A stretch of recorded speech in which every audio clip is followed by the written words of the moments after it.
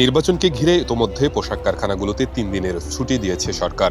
টানা ছুটিতে বাড়ি ফিরতে শুরু করেছেন পোশাক শ্রমিকরা।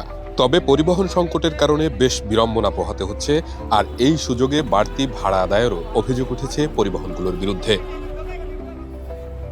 মঙ্গলবার দুপুরে ঢাকার আশুলিয়ার বাইপাইল বাস স্ট্যান্ডে দেখা গেছে সাধারণ মানুষের উপচে পড়া ভিড়।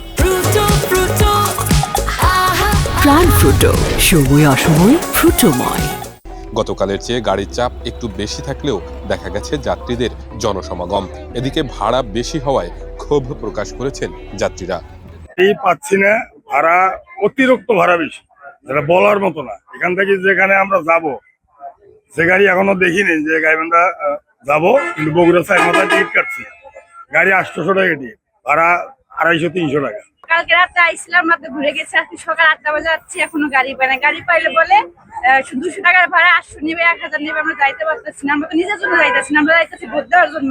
এখন যদি এত টাকা গাড়ি ভাড়া, আমরা যাবো কিভাবে? স্কুলের ভাড়াটা ছিল 400-500 টাকা, এখন 900 টাকা তাও পাওয়া যাচ্ছে। সকাল 9টার থেকে দাঁড়িয়ে আছে, এখন বাজে 12টা, এখনো গাড়ি পাই না। যাত্রীদের অভিযোগ, সকাল থেকে দুপুর পর্যন্ত যানবাহনের জন্য অপেক্ষা করেও গাড়ি পাওয়া যাচ্ছে না, আর এই সুযোগে 3 গুণ 4 গুণ বেশি ভাড়া আদায় করছে পরিবহনগুলো। গাড়ি পাইতেছি না, গাড়ি পাইলেও আপনার ভাড়া বেশি, 1000 টাকা 800 টাকা গাড়ি নেই। গাড়ির জন্য সকাল থেকে দাঁড়িয়ে নাটোরে যাচ্ছি আর কি।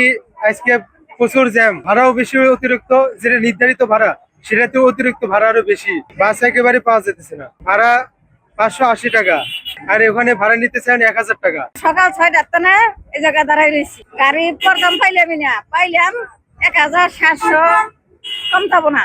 বাড়ি যাবো ঘুর দিবার, আমরা তো যাবারই হইতেছি না, অতিরিক্ত ভাড়া থাকতেছে।